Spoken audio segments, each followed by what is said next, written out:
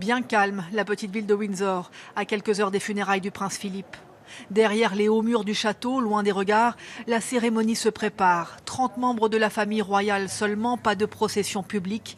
Les Britanniques sont priés de rester chez eux par précaution sanitaire, consigne largement respectée.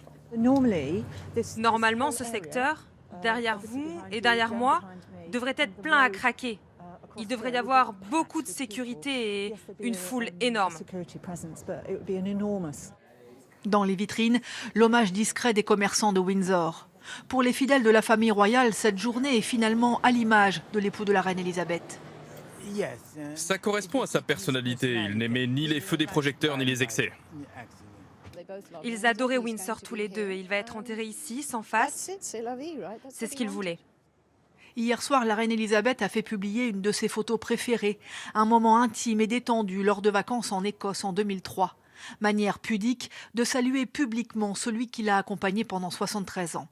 La reine sera seule au premier rang dans la chapelle Saint-Georges, où se déroulera la cérémonie aux accents militaires que le prince a orchestrée dans les moindres détails.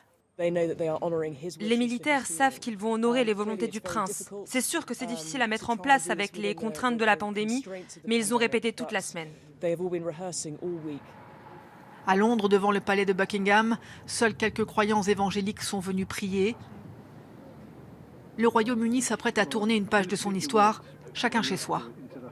Je vais regarder à la télé. Je vais me débrouiller pour rentrer à temps. Moi, je ne rate rien sur la famille royale.